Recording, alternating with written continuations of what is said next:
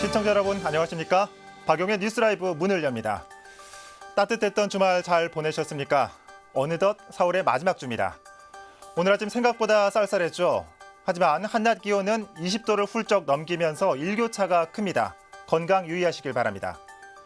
4월 24일 월요일 박용의 뉴스 라이브 지금부터 시작합니다. 오늘의 헤드라인입니다. 입주 예정인 하남 신도시에 학교가 부족해 불편이 예상되고 있습니다. 입주가 시작된 곳은 과밀 학급이 시작됐습니다. 관공서 현수막은 단속을 유예한 강남구가 아파트 주민들과 불법이다 아니다를 두고 형평성 논쟁을 벌이고 있습니다. 구리시 갈매지구에 대형 물류센터 건립이 추진되는 가운데 주민들은 사고 위험을 제기하며 반대하고 있습니다. 과잉 진료를 없애겠다며 주민들이 만든 노원구의 마을 한의원이 진료비 과다 청구 논란에 휩싸였습니다.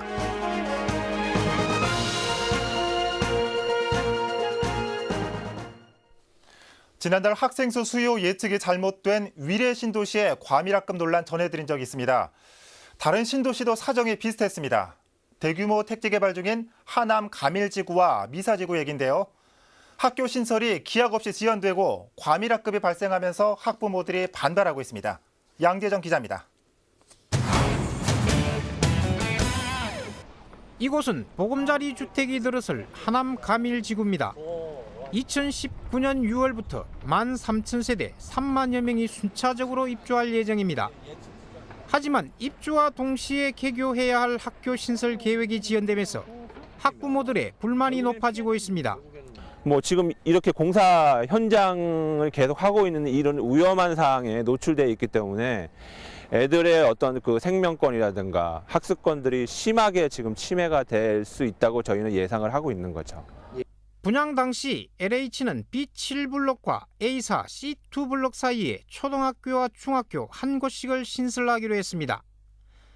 그러나 입주 시기에 개교하지 못하면 아이들은 6km나 떨어진 서부 초등학교에 다녀야 할 처지에 놓였습니다. 또 절반 이상 입주가 된 미사지구는 학생 수 예측이 빗나가면서 과밀학급으로 인한 피해를 아이들이 고스란히 당하고 있습니다. 광주 하남교육지원청은 미사 강변초 23개와 망울초 17개, 미사 중앙초 20개 교실을 증축하기로 하고 도교육청에 예산을 요청했습니다. 웬만한 학교 2개를 만들 수 있는 교실 숫자입니다.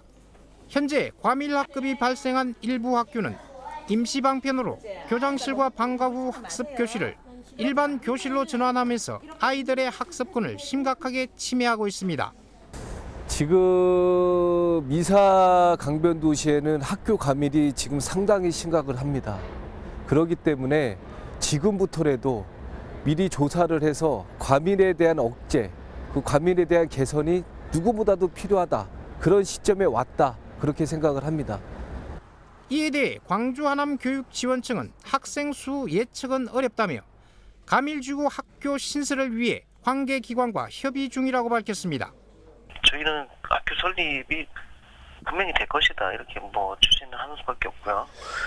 인근에 터부초로 임시 배치한다거나 또 옆에 송파 쪽에 초등학교로 보내는 것은 사실상 거의 불가능하다고 저희는 판단하고 있고요. 학교 신설과 과밀 학급 문제로 아이들의 학습권이 침해당하면서 학부모들의 불만이 높아지고 있습니다. 딜라이브 서울경기 케이블TV 양재정입니다. 앞서 보신 것처럼 2019년 입주 시작이지만 이 학교가 들어서기 위해서는 이미 설립 절차에 들어갔어야 한다는 게 관계자의 설명입니다. 입주자들의 불편은 불을 보듯 뻔합니다. 자세한 내용을 현장에 나가 있는 취재기자 연결해 알아봅니다. 양재정 기자. 네, 저는 하남 미사 가밀지구에 나와 있습니다. 네, 이 하남 가밀지구는 이 학교 신설 문제로 이 입주 예정자들이 반발하고 있죠. 어떻습니까? 네, 그렇습니다. 앞서 리포터에서 보신 것처럼 가밀지구는 2019년 6월부터 입주가 시작이 되는데요. 네. 지난 3월 광주 하남교육지원청에 교육지원청이 경기도 교육청에 올린 학교 신설 계획이 심사에서 탈락하면서 입주 예정자들이 반발하고 있습니다. 예. 2019년 6월이면 약 한 2년 2개월 정도 남았는데 이 정도면 시간이 많이 남은 것 아닙니까? 그렇지는 않습니다. 제 뒤에 보이는 B7 블럭이 현재 학교를 신설하기 위해서 여러 가지 단계를 거쳐야 하는데요. 네. 지역 교육 지원청에서 학교 신설 계획을 올리면 경기도 교육청 심사를 통과한 뒤에 또 예. 교육부 재정투자심사위원회를 거쳐야 합니다. 예. 그리고 나서 설계를 해서 학교를 지어야 하는데요. 아시다시피 행정처리 절차를 줄이고 간소화하는 게 쉬운 일은 아닙니다. 네. 학교를 짓는데 넉넉하게 2년 이상은 잡아야 한다는 게 관계자들의 설명입니다. 예. 현재 광주 안암교육지원청은 오는 8월과 9월경에 다시 학교 신설 계획안을 올린다고 하니까 그 결과를 지켜봐야 할 것 같습니다. 예, 학교가 신설되기까지 2년 이상 걸린다 이런 말씀이신데 만약 학교가 신설되지 않고 입주가 시작되면 어떻게 되는 겁니까? 아마 아이들은 먼 거리에 있는 인근 학교로 재배치돼야 할 것으로 보입니다. 네. 6km 떨어진 서부 초등학교에 가야 되는데요. 위험한 공사장을 지나서 먼 거리를 매일 통학해야 하다 보니까 제대로 된 수업을 받을 수 있을지 의문입니다. 학습권과 통학권이 심각하게 침해당할 수밖에 없는데요. 처음으로 입주하는 이곳 B7 블록 입주 예정자들이 파악한 자료에 의하면은 초등학생의 경우 230명이 예. 이런 생활을 해야 될 것으로 보입니다. 예.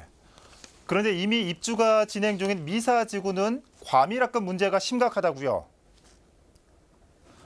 네, 그렇습니다. 미사 강변 도시는 내년이 되어야 90%가 넘는 입주율을 보이는 곳인데요. 네. 벌써 과밀 학급이 발생해서 아이들의 학습권 침해가 심각합니다.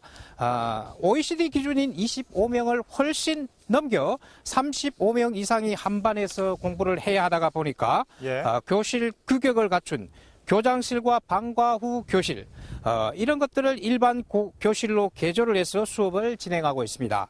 예. 과밀 학급 문제가 심각해지면서 광주 하남교육지원청이 경기도 교육청에 신청한 교실 증축 계획을 보면 70개 교실에 89억 원의 예산을 신청한 상태입니다. 예. 일반 학교가 30개에서 35개 학급인 것을 감안하면은 2개 학교를 새로 만드는 것과 같은 상황입니다. 네. 이 학교 부족의 과밀학급에 그렇다면 이 관리 당국인 이 교육청의 입장은 뭡니까? 네, 교육청은 학교 신설과 과밀학급 문제를 해소하기 위해서 관계기관과 협의를 빨리 맞춰서 아이들의 교육권 침해를 최소화하겠다. 네. 이런 입장을 밝혔는데요. 사후 약방식 행정 처리라 아쉽기만 한 상황입니다. 예. 자, 양재정 기자 수고했습니다.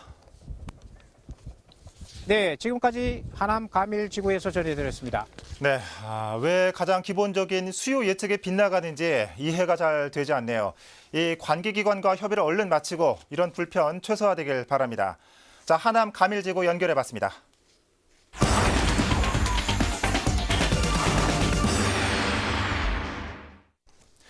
지난해 강남구 세곡동의 아파트 단지 3곳에서 지역개발 요구와 관련한 현수막을 걸어 해당 구청에서 강제 철거한 사례가 있었습니다.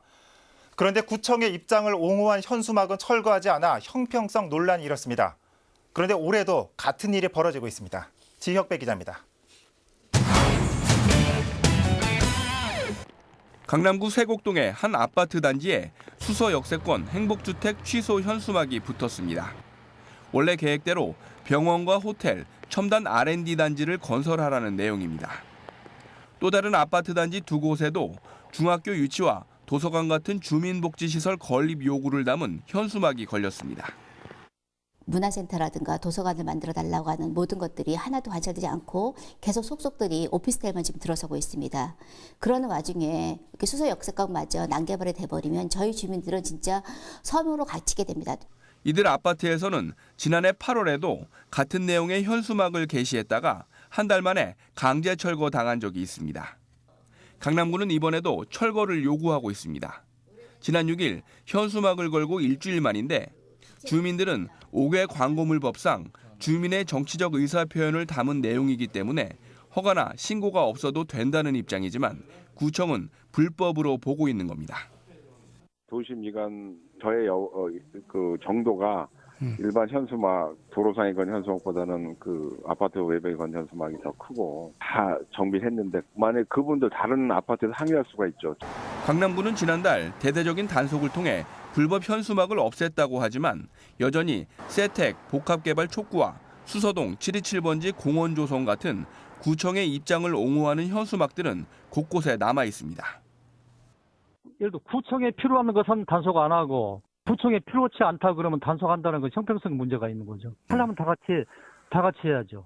지난해에 이어 또다시 불거진 세곡동 현수막 문제. 강남구청이 단속 기준을 명확히 해야 하는 이유입니다. 딜라이브 서울 경기 케이블 TV 지역부입니다.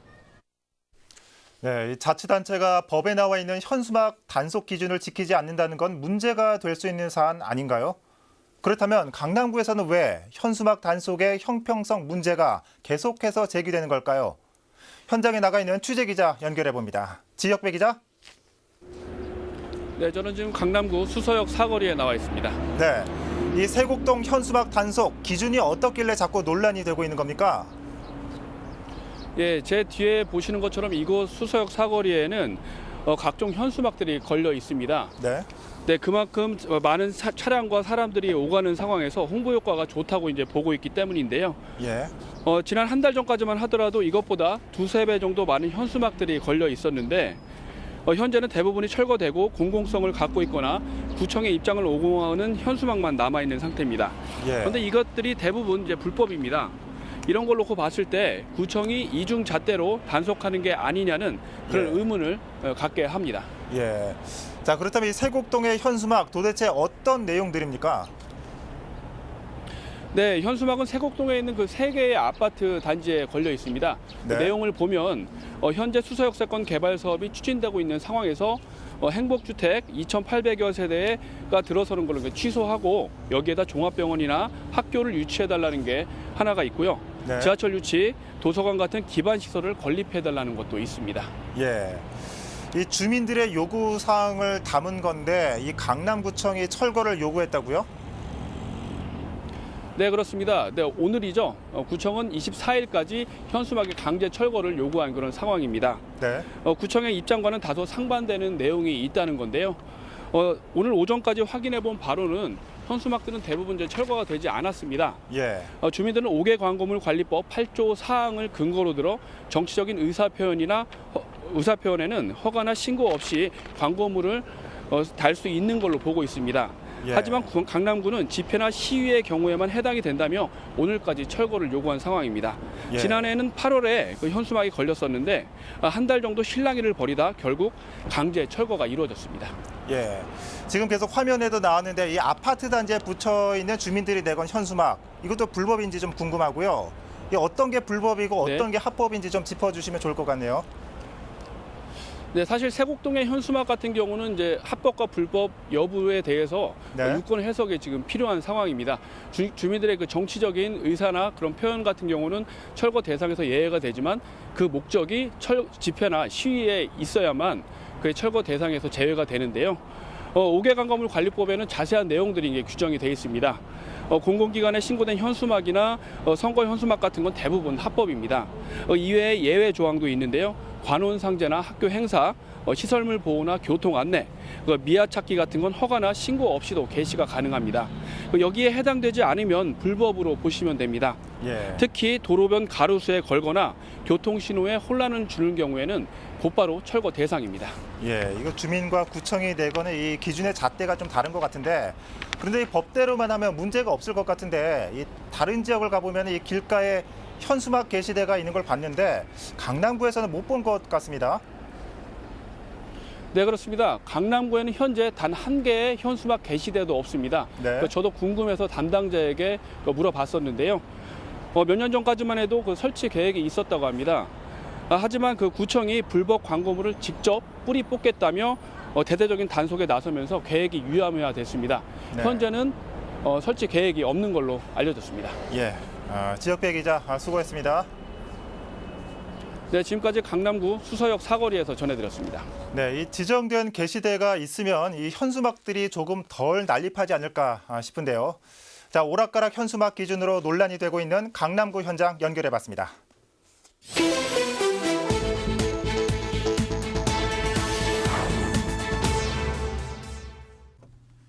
어제 새벽 2시쯤 서대문구 홍제동의 한 단독주택에서 화재가 발생했습니다. 이 사고로 주택에 거주하던 주모 씨가 얼굴과 팔 등에 2도 화상을 입고 인근 병원으로 후송됐습니다. 또 화재로 주택 내부가 불에 타 소방 추산 1,300여만 원의 재산 피해가 났습니다. 소방당국은 단독주택 인근 샌드위치 패널조 창고에서 난 화재가 원인으로 보고 사고 경위를 파악 중입니다. 어제 오후 1시쯤 성북구 하월곡동의 한 무허가 건물 지붕에서 원인 미상의 화재가 발생했습니다.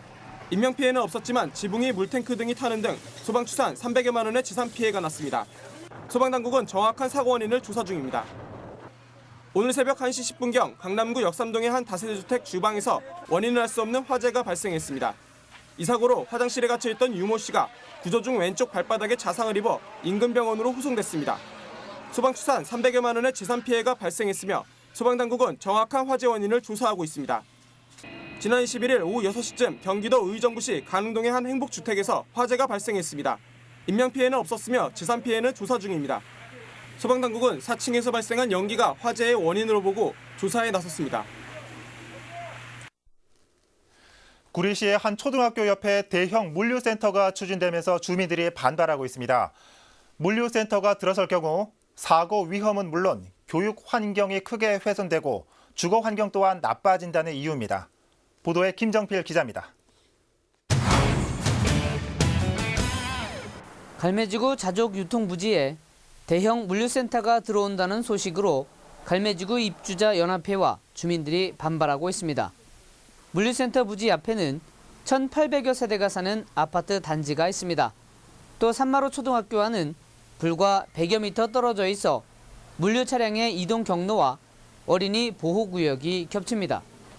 건너편에도 얼마든지 부지가 많습니다. 이런 주거지 바로 옆에 물류창고가 자리 잡는다는 거는 정말 어이없는 상황인 거죠. 소음 공해 뭐 그런 것들 어떻게 보면 지역 이기주의로 비춰질 수 있지만 사실 아이 키우고 하는 입장에서는 안전이 가장 큰 문제이긴 하거든요. 갈매지구는 오는 6월에 개통하는 구리포천 고속도로와 접해 있고 인근에 갈매 IC까지 신설되면 물류센터 입지 여건은 더 좋아집니다. 하지만 주민들은 갈매 IC로 인해 산마루길을 통행하는 차량이 늘고 통행량 증가로 인한 소음과 매연으로 주거 환경이 나빠지게 됩니다. 갈매 IC를 빠져나온 물류 차량들은 산마루길을 따라 이곳 학교 앞을 지나서 물류센터로 이동하게 됩니다. 이 때문에 신동아 의원은 지난달 22일 임시회에서 물류센터가 들어설 경우 교육 환경이 나빠지고 교통 혼잡이 우려된다며 반대 입장을 밝혔습니다. 산마루 초등학교, 시립 갈매 어린이집, 또 갈매 중학교하고 매우 가까운 지역에 있습니다.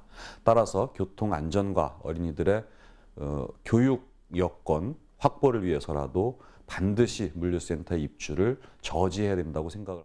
이와 관련해 구리시는 주민들과 LH 관계자, 물류센터 담당자들이 참여하는 상생방안 협의회를 열 계획이라며 현안 해결을 위해 노력 중이라고 밝혔습니다. 딜라이브 서울경기 케이블 TV 김정표입니다.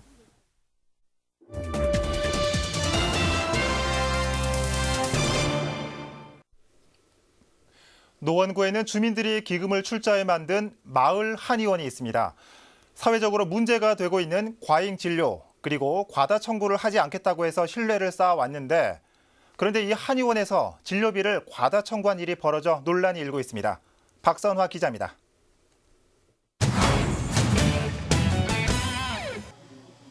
의료협동조합원인 이종헌 씨, 허리 치료를 위해 조합이 운영하는 마을 한의원에서 치료를 받아왔습니다. 하지만 지난 2월 7,000원이던 진료비가 9,000원으로 오른 사실을 발견했습니다. 진료 내역서 확인 결과 받지도 않은 진료 항목이 추가되는 것이었습니다. 이상하다 싶어서 이제 내역서를 뽑아봤죠. 뽑아보니까 지금 여기서 보여지는 것 같이 정기침이라는 것을 제가 시술을 받지 않았는데 계속 청구가 돼 있더라고요. 지난해 11월부터 올 2월까지 의료협동조합 한의원에서 과잉 청구 발생 건수는 350여 건, 비용은 600여만 원입니다. 조합원님들이 신고를 해주신 거예요. 네, 말씀을 드렸다시피 그게 사실이기도 하고 아직 진행 중이고 아직 한의원 측에 사실 확인을 요구했지만 조합 사무국에 확인해보라는 답변뿐. 개인 거 아니라 조합 거라서 조합부에서 아마 얘기를 하실. 사건이 불거지자 조합 측도 당황스러운 눈치입니다. 과잉진료 과다 청구 않겠다던 주민 출자 방식에 한의원 개원 취지가 무색해졌기 때문입니다. 법적 도의적 책임은 지겠다는 입장입니다. 법적으로 책임을 져야 되는 건 정말 100% 책임지고 저희가 이제 책임을 질 거예요. 그게 돈이 되든 어떤 뭐 영업 정지를 당하든 그건 저희가 잘못했으니까 충분히 법적으로 책임을 져야죠. 현재 이 사건은 국민건강보험공단 노원지사에 접수됐고 경찰 수사 중에 있습니다. 딜라이브 서울경기케이블TV 박선아입니다. 의정부 반환 미군기지 캠프 라과디아에 오는 2020년까지 시민체육공원이 조성됩니다. 의정부시는 의정부동 일대 33,800여 제곱미터 반환 미군기지 캠프 라과디아에 체육공원을 조성하기로 하고 37억 원의 예산을 편성했다고 밝혔습니다. 1단계로 20억 원을 들여 의정부 경찰서 방향 12,700여 제곱미터를 오는 7월 착공해 내년 3월까지 조성할 계획입니다. 운동시설로는 그라운드 골프장과 어린이 복합 운동마당, 그리고 배구장, 다목적 이벤트 운동장 등이 들어섭니다. 의정부 경전철 흥선역 방향 2만 1,000여 제곱미터는 2단계로 내년 하반기 이후 실시 설계에 나서 오는 2022년까지 완료할 계획입니다.